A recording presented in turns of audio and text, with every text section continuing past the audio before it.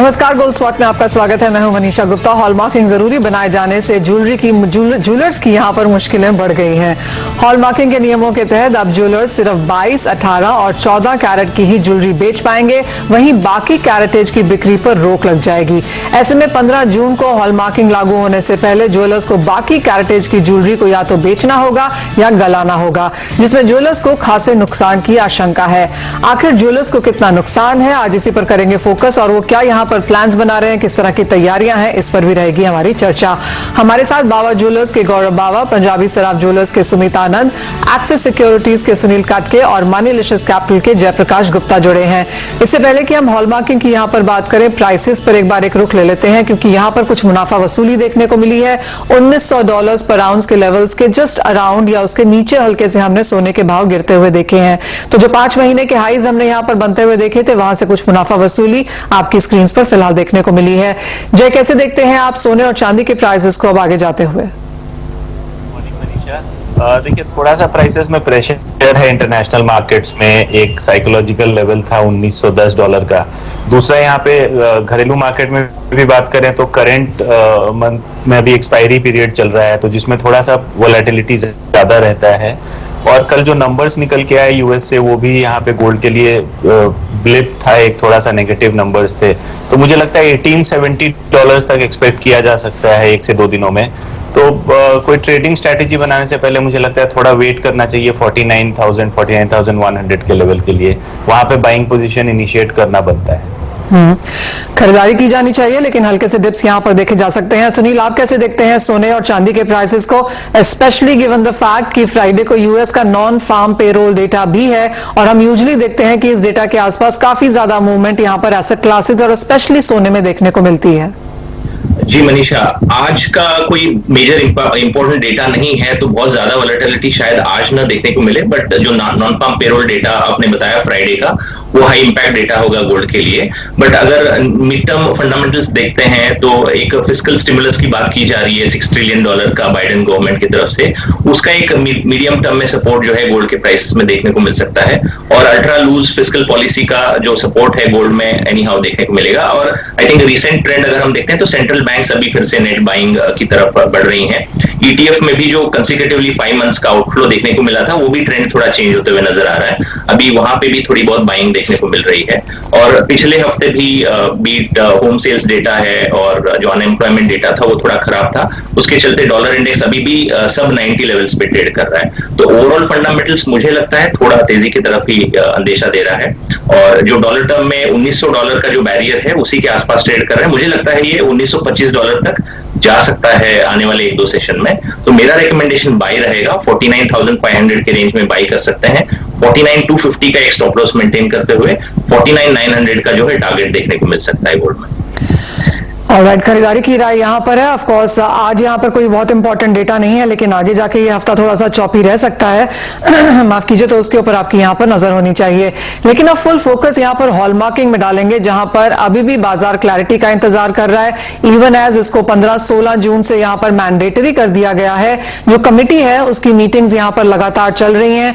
As of now 22, 18 और 14 carat की ही jewellery बेची जा सकती है, लेकिन शायद अगर इस कमिटी की तरफ से कोई रिकमेंडेशन आए तो और कैरेटेज भी यहां पर बाजार में इंक्लूड किया जा सकता है। तो क्लियरली ज्वेलर्स यहां पर इंतजार तो कर ही रहे हैं। गौरव, आपसे पहले जानना चाहेंगे किस तरह की तैयारी है फिलहाल? मार्केट्स तो technically everything is closed here in Delhi. जी। तैयारी के हिसाब से अगर हम देखें तो जो ऑर्गेनाइज्ड प्लेयर है, those who are already working in the right direction in sync with the government policies, वो सब लोग पहले ही हॉलमार्क ही बेच रहे हैं। So it is not going to make very big difference, ज्यादा चेंज नहीं आएंगे उसमें। बट देयर सर्टेन सिटीज, जैसे अगर हम मुंबई की साइड पे, महाराष्ट्र में बात करें, वहां पर है, इसकी वजह से I think that should also be added by the government. और उसके लिए काफी जो सारी की सारी ऑर्गेनाइजेशंस है, उनकी बात भी चल रही है गवर्नमेंट के साथ, and I think that should help out in the overall scenario. Sumit, आप कैसे देखते हैं और क्या सिचुएशन फिलहाल यहाँ पर है? क्योंकि काफी सारे ज्वेलर्स जिनसे हमारी बात हुई है उन्होंने कहा है कि जो उनके पास दूसरी कैरेटेज है, क्योंकि किसी किसी शहर में, स्टेट्स में दूसरी कैरेटेज भी बिकती है, तो या तो वो उसको बेच रहे हैं, कम दामों पे भी बेच रहे हैं, क्योंकि जहां तक उसको गलाने की बात है तो वहां पर भी नुकसान है और ऐसे भी डिस्काउंट में दे देना बेहतर है। आप इन स्ट्रैटेजीज को कैसे देखते हैं और आपकी खुद की फिलहाल कैसी तैयारी है?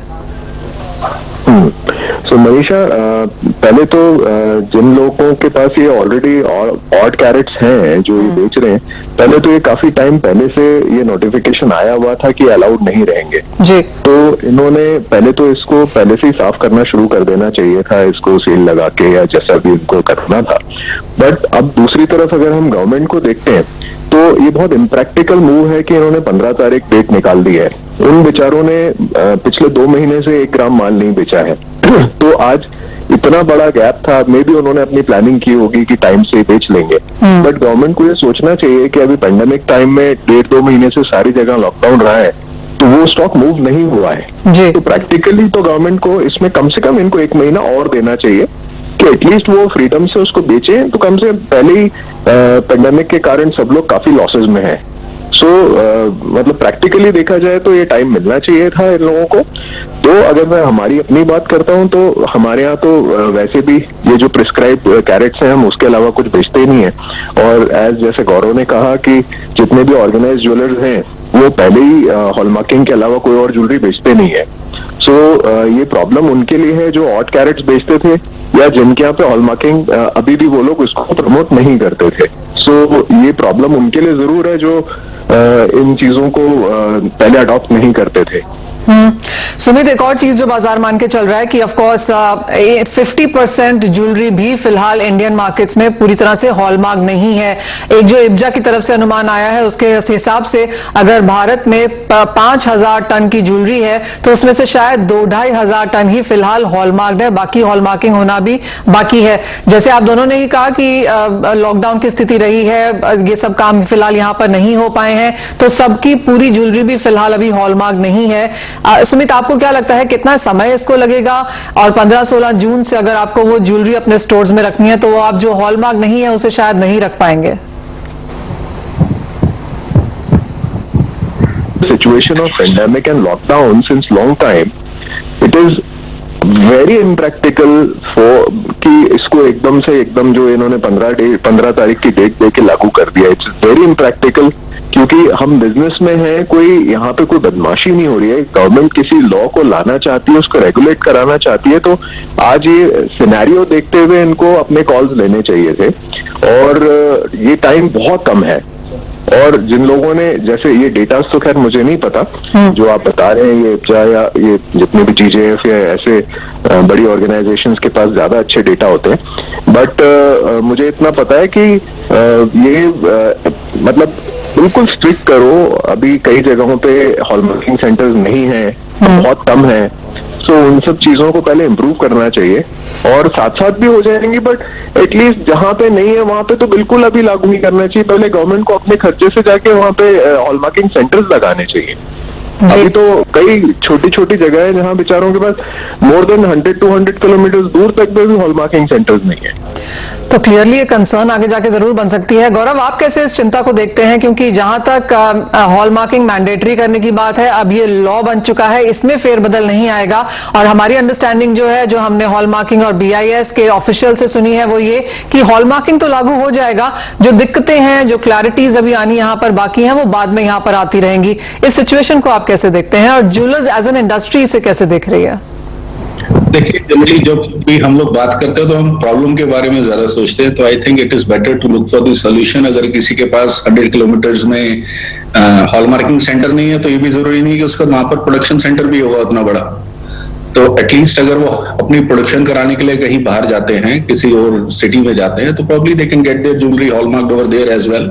सो अगर हम फोकस करेंगे कि हमारे को हॉलमार्किंग करना है, पूरी की पूरी इंडस्ट्री मन पक्का करेगी कि हाँ जी हमें करना ही चाहिए, then it is going to be useful. Otherwise तो हम फाइट तो कुछ भी कर सकते हैं, there is no end to it. So I personally feel कि ऐसा मतलब इतना भी कॉम्प्लिकेटेड नहीं है जितना शायद एट टाइम्स हम लोग प्रेजेंट करने की कोशिश भी करते हैं।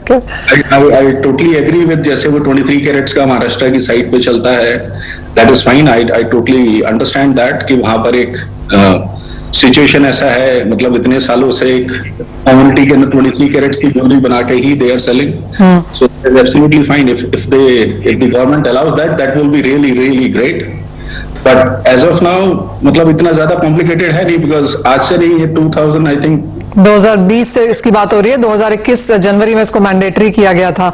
Yeah, and moreover, if you look back, it's been over 15-20 years. 20 साल से गवर्नमेंट हॉलमार्क कर रही है, और अगर 20 साल के अंदर हमारी इंडस्ट्री में हम लोग इसको खुद ही राइट डायरेक्शन नहीं लेके जा रहे, आई थिंक इसका सॉल्यूशन तो गवर्नमेंट भी नहीं देगी। जी हाँ, वो दिक्कत है तो यहाँ पर बिकॉज गवर्नमेंट इसलिए कर रही है बिकॉज मार्केट के अंदर क्या होता है, लोग स्टैंप लगाते हैं 22 कैरेट की, 23 कैरेट की, होता नहीं है at times. I don't want to say कि किसी का नहीं होता, बट देयर सर्टेन पीपल जो इस तरीके की मैल प्रैक्टिसेस कर रहे हैं ऑलरेडी इंडस्ट्री के अंदर, तो उसको स्टॉप करने के लिए it is there for the consumer rights. Because जब इंडियन कस्टमर इन्वेस्ट करता है गोल्ड ज्वेलरी के अंदर कि एट टाइम्स और डिफिकल्टी मेरे काम आएगा, उस टाइम पे जब वो बेचने जाता है पता लगता है 22 कैरेट है नहीं, इट इज 18 कैरेट और 16 और 20 carats, 20 whatever it is, if it is not hallmark, hallmark नहीं होता तो दूसरा ज्वेलर भी उसको आराम से नहीं खरीदता सेम प्राइस पे, वो भी उसमें कोई डिडक्शन करके लेता है। अगर हॉलमार्क होता तो if you go to any jeweller across India, everyone will buy it easily. So I think standardisation की तो यहाँ पे हमारी इंडस्ट्री में जरूरत तो है ही। जी हाँ, तो सही बात है, यहाँ पर कंसर्न्स हैं क्योंकि बाजार काफी समय से बंद थे और क्लियरली जैसे बात की जा रही है कि ये बातचीत काफी समय से चल रही है, अभी नहीं तो और देरी की जाएगी, कुछ ना कुछ प्रॉब्लम्स यहाँ पर अटकती रहेंगी, लेकिन अब इसे लॉ बना दिया गया है। चिंताएं जरूर हैं, चाहे वो इंफ्रास्ट्रक्चर को लेकर है या लॉकडाउन था इसके लिए काम नहीं हो पाया, लेकिन एक बात काफी क्लियर है कि 15 जून के बाद यहाँ पर बिना हॉलमार्क वाली ज्वेलरी नहीं बिक पाएगी। और जैसे कि ऑफिशियल्स ने कहा है कि जैसे जैसे जो क्लैरिटी आती जाएगी, चाहे वो और कैरेटेज इंक्लूड करने की है या फिर एक्सपोर्टर्स, एग्जीबिशंस के लिए, मैन्युफैक्चरर्स के लिए, स्टोरेज के लिए यहाँ पर क्या कुछ तब्दीलियां देखने को मिल पाएंगी, उन सब की क्लैरिटी आनी यहाँ पर अभी बाकी है। लेकिन जैसे दोनों ही इंपॉर्टेंट ज्वेलर्स ने हमें यहाँ पर बताया कि कंसर्न्स हैं, लेकिन ये बातचीत काफी समय से थी और यस, कुछ चिंताएं यहाँ पर आगे जाके जरूर देखने को मिलेंगी, लेकिन वो साथ साथ सामने सॉर्ट भी होंगी। बहुत शुक्रिया आपका गौरव और सुमित हमारे लिए समय निकालने के लिए और वो ज्वेलरी इंडस्ट्री का पर्सपेक्टिव हमारे सामने रखने के लिए। लेकिन गोल्ड स्पॉट से आगे बढ़ेंगे और बात यहाँ पर अब कच्चे तेल की कर लेते हैं, क्योंकि $70 के ऊपर आज दूसरा दिन है जब हमने कच्चे तेल को यहाँ पर स्थित होता हुआ देखा है। जय, कैसे देखते हैं प्राइसेस और यहाँ से क्या और बुलिश ट्रेंड्स बनते हुए नजर आ रहे हैं? जी मनीषा, देखिए ग्लोबल डिमांड सिनेरियो काफी यहाँ पे स्ट्रांग है क्रूड ऑयल प्राइसेस के लिए। सिर्फ क्रूड ही नहीं, क्रूड रिलेटेड जितने भी बाकी प्रोडक्ट्स है उसमें भी एक अच्छी खासी तेजी देखी जा रही है। एक साइकोलॉजिकल लेवल जरूर है यहाँ पे। अब जो फ्रेश कंसर्न्स आ रहे हैं यहाँ पे, चाइना में भी यहाँ पे ब्रेकआउट दिख रहा है कोरोना वायरस का वापस, तो वो थोड़ा सा डिमांड साइड इम्पैक्ट कर सकता है शॉर्ट टर्म में।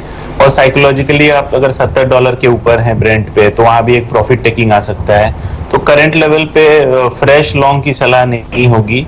आई थिंक थोड़ा वेट एंड वॉच करना चाहिए। मुझे लगता है 4900, 4910 घरेलू मार्केट्स में अगर मिलता है तो वहां पे एक बार लॉन्ग पोजीशन इनिशिएट करना चाहिए।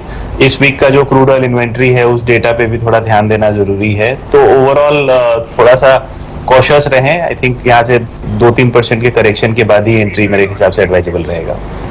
सुनील, आपका क्या व्यू है? और सिर्फ कच्चा तेल ही नहीं, नेचुरल गैस में भी हमने यहाँ पर सपोर्ट आता हुआ देखा है। एक्चुअली जिस तरह से ब्रेंट और यूएस में अब यहाँ पर मूव देखने को मिली है, ब्रेंट 3 महीने के हाइज पर है, लेकिन यूएस का कच्चा तेल 2 साल के हाइज पर है, 3 साल के हाइज के बहुत करीब है। 2018 में हमने लास्ट टाइम ये लेवल्स आते हुए देखे थे। जी मनीषा, एक पॉजिटिविटी है अभी मार्केट में। इवन अभी जो समर ड्राइविंग सीजन है यूएस का वो भी शुरू हुआ है, तो वो भी थोड़ा प्राइसेस को शॉर्ट टर्म में एक हेल्प कर रहा है। और जो वैक्सीनेशन जिस तरीके से प्रोग्रेस कर रहा है, मुझे लगता है ओवर पीरियड ऑफ टाइम वो पॉजिटिविटी हमें मार्केट में लौटते हुए नजर आ रही है। बट ये सारे फंडामेंटल्स अभी प्राइसेस में डिस्काउंट हो चुके हैं, क्योंकि एशियन कंट्रीज की तरफ से अभी भी डिमांड कंसर्न्स है, क्योंकि वहां पे लॉकडाउन अभी भी जारी है। तो ओवर पीरियड ऑफ टाइम मुझे लगता है WTI $68 से $70 के बियॉन्ड शायद न खींचे बहुत ज्यादा ऊपर। और इवन ईरान का भी इंटरनेशनल सप्लाई मार्केट में माल आएगा, तो वहां से भी थोड़ा बहुत सप्लाई इंक्रीज होगा। और ओपेक ने भी प्रोडक्शन बढ़ाने का अंदेशा दिया है, तो कहीं ना कहीं डिमांड जो अभी बढ़ा है उसके इक्विवेलेंट सप्लाई भी मार्केट में आएगा। तो प्राइसेस जो है यहाँ से थोड़ा रेंज बाउंड देख के चलेंगे। शॉर्ट टर्म में मुझे लगता है कि और 50 से 100 रुपए का तेजी जरूर इंडियन मार्केट में देखने को मिल सकता है, क्योंकि रूपी भी डिप्रिशिएट हो रहा है, तो उसका भी सपोर्ट यहाँ पे देखने को मिल सकता है। मेरी सलाह आज के ट्रेडर के लिए 4975 के रेंज बाई रेकमेंड कर सकता हूँ। 4950 का एक स्टॉप लॉस लगा के 5060 से लेके 5075 तक का टारगेट देख सकते हैं। बढ़त की उम्मीद यहां पर है। आगे जाके कच्चे तेल में भी 5000 के ऊपर के स्तर आपको बहुत जल्दी कच्चे तेल में मिलते हुए नजर आएंगे। मेटल्स की बात कर लेते हैं, क्योंकि जिस तरह का मैन्युफैक्चरिंग डेटा हमने चाइना से, यूएस से, यूरोजोन से आता हुआ देखा है, उसका क्लियर सपोर्ट यहां पर प्राइसेस में है ही। सुनील, आप कैसे देखते हैं? ऑफ कोर्स एक तरफ स्ट्रॉन्ग फंडामेंटल्स हैं, दूसरी तरफ चाइना की तरफ से यहां पर कर्ब करने की कोशिश है प्राइसेस को, और तीसरी तरफ जिस तरह का सीएफटीसी का डेटा यूएस की तरफ से कल आया है, वो भी दर्शाता है कि जो लॉन्ग पोजीशंस हैं उनमें पिछले 2 हफ्ते में थोड़ी सी कमी देखने को मिली है। तो क्या ये खरीदारी के लेवल्स फिर से बनते हुए नजर आ रहे हैं? जी Manisha, I think international market में अगर हम देखते हैं तो सप्लाई का सिनारियो अभी भी टाइट है। डिमांड अच्छे हैं क्योंकि आउट ऑफ लॉकडाउन आ रहे हैं, तो मैन्युफैक्चरिंग एक्टिविटी में ओवरऑल फंडामेंटली बढ़ोतरी है। बट जो करेक्शन हम एंटिसिपेट कर रहे थे डोमेस्टिक मार्केट में 820 तक का कॉपर छू के अभी 730 तक भी आया था, अभी 770 के रेंज में चल रहा है। इसमें 2-3 फंडामेंटल फैक्टर्स हैं। एक तो अगर हम आर्बिट्राज की अपॉर्चुनिटी पहले देखते थे शंघाई वेयरहाउस में और लंदन वेयरहाउस में, उसका गैप कम हो गया है, तो उसके चलते जो इंपोर्ट चाइना से हुआ करती थी वो कम हुई है। उसका एक प्रेशर जो है हमें कॉपर के प्राइसेस में देखने को मिला था। और इवन जो फिजिकल डिमांड है चाइना से वो थोड़ा बहुत कम हुआ है, क्योंकि ओवरऑल प्राइस इतने बढ़ चुके थे कि उन्होंने भी प्राइसेस पे लगाने के लिए स्टेटमेंट्स दिए थे कि हम ओवर प्राइस रेंज में बेस मेटल्स को इंपोर्ट से ज्यादा नहीं करेंगे। तो ओवर पीरियड ऑफ टाइम उसकी वजह से प्राइसेस नीचे आए थे। बट ग्लोबल फंडामेंटल देखें, यूएस का करंट सिनारियो देखें, यूरोप का और इवन चाइना का देखें, तो मीडियम टर्म में ओवरऑल बेस मेटल पैक जो है एक बुल रन में है, एक सुपर साइकिल में है। तो मुझे लगता है over period of time buy on dip का ही रणनीति जो है बेस मेटल में बनाना चाहिए। बीट कॉपर, जिंक और इवन एल्यूमिनियम, ये तीनों कमोडिटी हैं जो कि अभी भी एक बाइंग अपॉर्चुनिटीज दर्शाती है। जो डोमेस्टिक ट्रेडर्स हैं उनको मैं रेकमेंड करूंगा 770 के रेंज में कॉपर में एंट्री लेने का, 767 का एक स्टॉप लॉस लगाते हुए इंट्राडे में 776 का लेवल देखने को मिल सकता है। पोजिशनली मुझे फिर से लगता है कि कॉपर के प्राइसेस 800 के लेवल छू सकते हैं डोमेस्टिक मार्केट में। ऑलराइट, खरीदारी की राय यहां पर मेटल्स में आगे जाते हुए, लेकिन इसी के साथ रुकेंगे एक ब्रेक के लिए। जब लौटेंगे तो बात करेंगे एग्रीकल्चर कमोडिटीज की।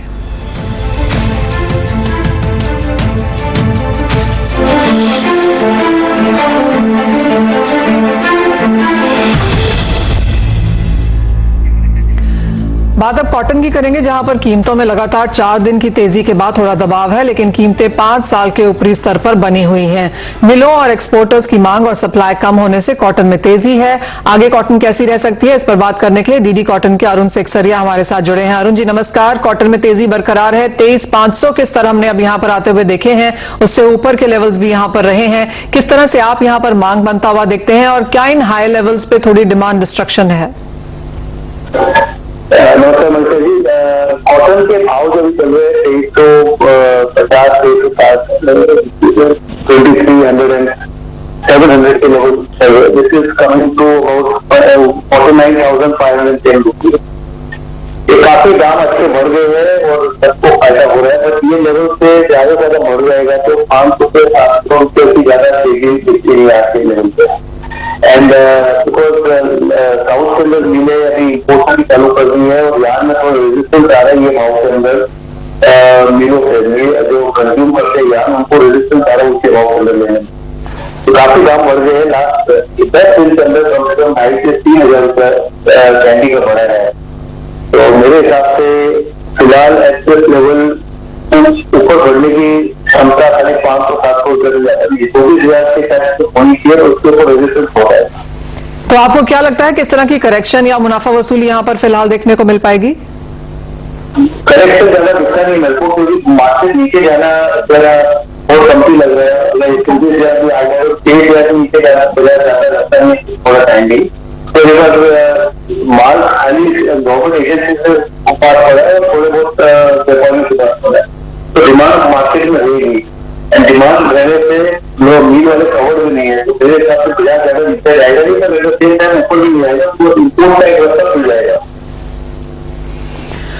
अरुण जी बहुत शुक्रिया साथ जुड़ने के लिए। तो क्लियरली जैसे ये कह रहे हैं कि कुछ मांग यहां पर कम होती हुई नजर आई है कॉटन और यार्न मेकर्स से, लेकिन बहुत ज्यादा करेक्शन की यहां से उम्मीद नहीं है। अंतर्राष्ट्रीय बाजारों में मांग अच्छी खासी है और उसका फायदा यहां पर लगातार कॉटन को मिलेगा। सुनील, आप कैसे देखते हैं कॉटन प्राइसेस को यहां से? आज ऑफकोर्स जैसे हमने कहा कि 5 दिन की लगातार तेजी के बाद कुछ मुनाफा वसूली देखने को मिली है, फ्लैट कारोबार है, क्या ये बाइंग अपॉर्चुनिटी है फिर से? जी मनीषा, आज आई थिंक 50 रुपया कल के रेट से डाउन में ओपन हुआ है, बट अगर हम कॉटन एसोसिएशन ऑफ इंडिया का डेटा देखते हैं, उन्होंने एक्सपोर्ट नंबर्स को रिवाइज किया है। 65 लाख बेल्स का एक्सपोर्ट ऑर्डर है, तो एक्सपोर्ट नंबर्स अच्छे हैं। उसका सपोर्ट जो है कॉटन के प्राइसेस को हमें रिसेंटली देखने को मिला है, और इवन यूएसडीए के डेटा के हिसाब से भी इस बार का 2% एकरेज में कमी है। उसकी वजह से सप्लाई भी मार्केट में एक्सपेक्टेड से कम रहेगी, ऐसा अंदेशा है, क्योंकि डिमांड में अच्छी खासी मजबूती देखने को मिल रही है और सप्लाई साइड टाइट रहेगा। तो मुझे लगता है और थोड़ा प्राइस राइज देखने को मिल सकता है, तो बाइंग ऑन डिप की रणनीति मुझे लगता है कॉटन में ठीक ठाक रहेगी। 23,600 के रेंज में बाई कर सकते हैं। मुझे लगता है 23,800 23,900 तक का लेवल इंट्राडे के लेवल पे देखने को मिल सकता है। ओवरऑल अगर हम एक हफ्ता 10 दिन की बात करते हैं तो मुझे लगता है 24,200 तक का लेवल भी देखने को मिल सकता है कॉटन। राइट, मतलब यहाँ से भी की तेजी की एक्सपेक्टेशन है। चने में आप कैसे देखते हैं, क्योंकि यहाँ पर बाजार काफी गर्म है, जिस तरह की बातें यहाँ पर सरकार की तरफ से, सोर्सेस की तरफ से हमने आते हुए देखी हैं इंपोर्ट ड्यूटी को लेकर। इस कमोडिटी में आगे जाके अब क्या रुझान है? जी, आई थिंक चना के प्राइसेस एमएसपी के आसपास ही ट्रेड कर रहे हैं, तो एक रेंज बाउंड ट्रेड जरूर रहेगा, बट स्लाइट पॉजिटिव मूव रहेगा। हालांकि गवर्नमेंट ने तुअर, उड़द और मूंग का इंपोर्ट अलाउ किया है, तो उसकी वजह से थोड़ा प्राइसेस पे प्रेशर है, बट ओवरऑल लॉकडाउन सिनारियोज हैं, तो मंडी में सप्लाई टाइट है और डिमांड अच्छी है, तो उसके हिसाब से देखते हैं तो मुझे लगता है 5,200 के रेंज में चने में एक अच्छा एंट्री लेवल बनता है। 5,170 का स्टॉप लॉस लगाते हुए इंट्राडे में मुझे लगता है 5,260 तक का लेवल देखने को मिल सकता है। राइट, एग्रीकल्चर कमोडिटी में अभी भी यहाँ पर खरीदारी के मौके हैं, चाहे वो चना हो या कॉटन, आपको यहाँ पर बाइंग रिकमेंडेशन ही मिल रही है। बहुत शुक्रिया। इसी के साथ सुनील और जय, आप दोनों का हमारे साथ जुड़ने के लिए, तमाम कमोडिटीज पे अपनी राय देने के लिए। आगे लेकर आएंगे फ्यूचर्स एक्सप्रेस प्रदीप पंड्या के साथ।